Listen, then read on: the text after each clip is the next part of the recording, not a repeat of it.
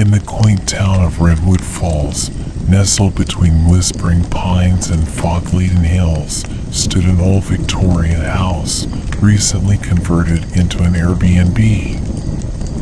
Its charm was undeniable, with its gabled roofs and ivy-clad walls, enticing city dwellers seeking a retreat. Among them were Emily and Mark, a young couple eager for a weekend getaway.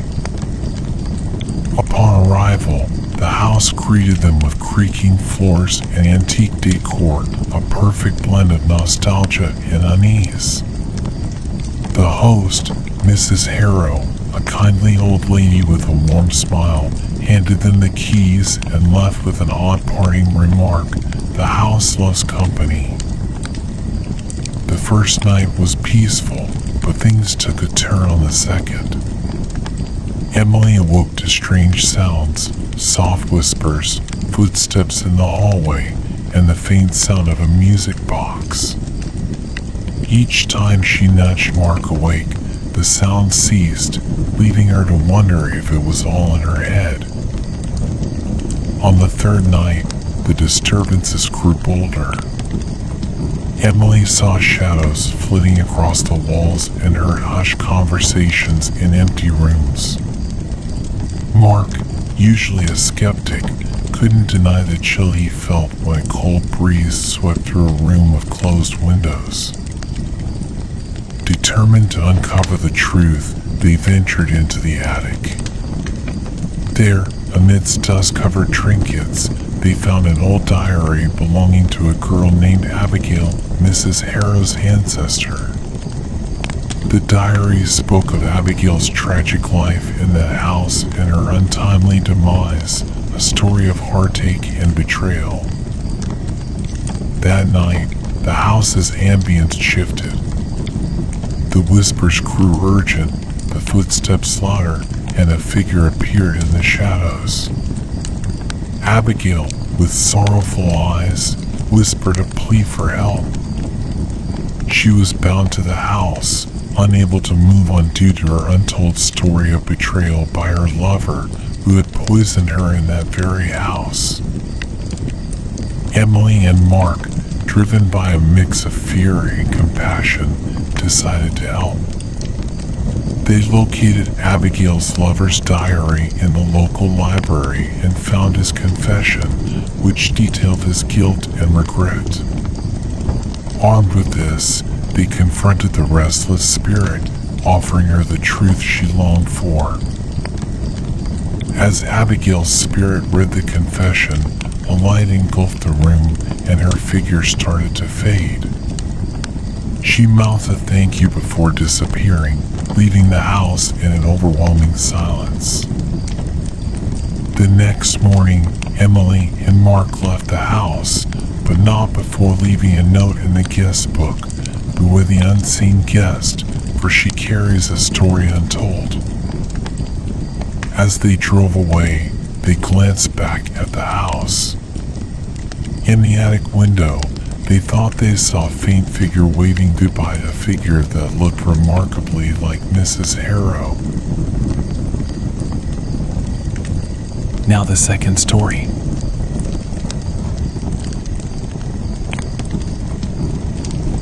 In the isolated woodlands of Hemlock Grove, hidden away from the nearest town, stood a solitary Airbnb rental known as the Hollow House. Its online listing boasted of serene solitude and untouched nature. For Lena and Alex, a thrill-seeking couple, it sounded like the perfect escape from their bustling city life. The Hollow House, a sleek, modern structure of glass and steel, contrasted sharply against the ancient, looming trees.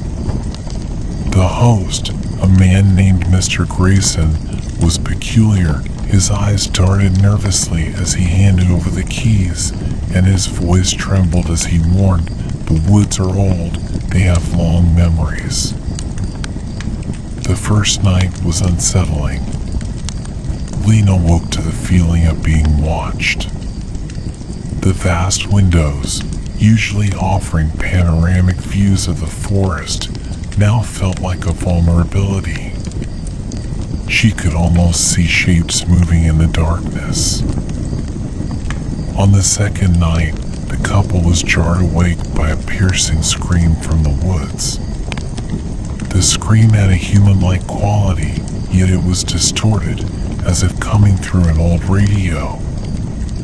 Alex wanted to investigate, but Lena insisted they stay inside, her intuition screaming danger. The third night brought a suffocating atmosphere. Whispers echoed through the house, unintelligible but filled with malice. Shadows played tricks on their eyes, morphing into grotesque figures. Lena found an old journal in a locked drawer belonging to a previous guest who wrote about hearing cries for help from the forest and a warning, do not listen to the voices. Determined to leave at dawn, they tried to sleep, but a sudden, horrifying realization struck Lena. The whispers weren't coming from inside the house, they were emanating from the trees themselves. In the dead of night, a loud knock echoed. At the door stood Mr. Grayson, his eyes wide with fear. "You must leave now," he urged. "The forest is awake." Before they could react, a cacophony of screams and whispers enveloped the house. The glass windows shattered inward as if under immense pressure. Lena and Alex ran, pursued by an unseen force that seemed to devour the light around them. They reached their car, but as they drove away, Lena looked back to see the house consumed by a dark, swirling mass, vanishing into the night. Weeks later, investigators found no trace of the hollow house. It had vanished, leaving behind only the untouched forest and an eerie silence.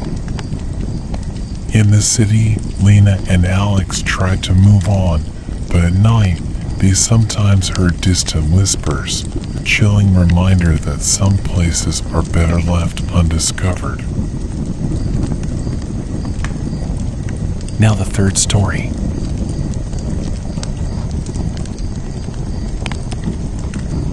Nestled in a forgotten corner of the Appalachian Mountains lay a secluded Airbnb rental known as Ravenwood Cabin. Its allure was undeniable, a perfect hideaway surrounded by dense forests and a serene lake. Drawn by its seclusion and rustic charm, Sarah and Tom, a couple in dire need of a break from their hectic lives, decided it was the ideal spot for their weekend retreat. Ravenwood Cabin, an elegantly aged log cabin, held an air of timeless solitude. The host, an elderly gentleman named Mr. Dalton, handed them the keys with a stiff, almost regretful smile. "The woods can be deceiving," he murmured, before disappearing into the thickening fog. The first evening passed peacefully, with the couple enjoying the tranquility. However, as night fell, an oppressive silence enveloped the cabin. Sarah woke up to the unsettling sensation of cold fingers brushing against her neck, only to find nothing there. The following morning, they discovered an old, faded photograph in the cabin showing a family in front of the same fireplace, their faces scratched out. Tom joked about it being the typical creepy cabin decor, but Sarah couldn't shake off a growing sense of unease. As dusk approached on the second day, the couple heard soft, melodic singing coming from the woods.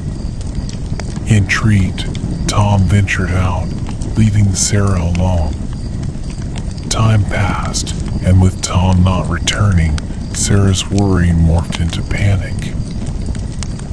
Venturing into the woods, Sarah followed the eerie singing. The forest seemed to twist and turn around her, leading her deeper into its shadowy embrace. Abruptly, the singing stopped, replaced by whispers that seemed to echo from the trees themselves.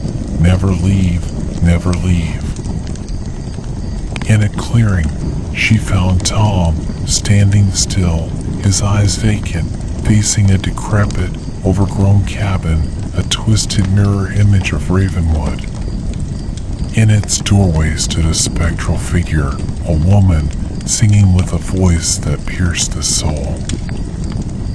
Sarah tried to pull Tom away, but he resisted, entranced. The ghostly woman's eyes met Sarah's, filled with an abyss of sorrow. She mouthed a silent warning, "Go!" With a surge of adrenaline, Sarah dragged Tom away, the cabin and the woman vanishing as they fled. They didn't stop running until they reached the road, the cabin far behind them. In the safety of their home, Tom had no memory of the night, thinking they had left early. But Sarah couldn't forget the woman's eyes, filled with eternal grief, and the chilling realization that the old photograph they had found was of her, the last guest of Ravenwood Cabin. Now the fourth story.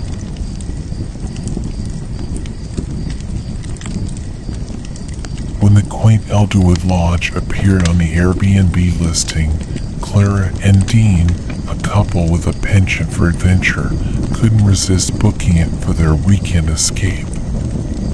Set deep in the Oregon woods, the lodge was a beautifully restored 19th century mansion, promising a blend of rustic charm and mystery.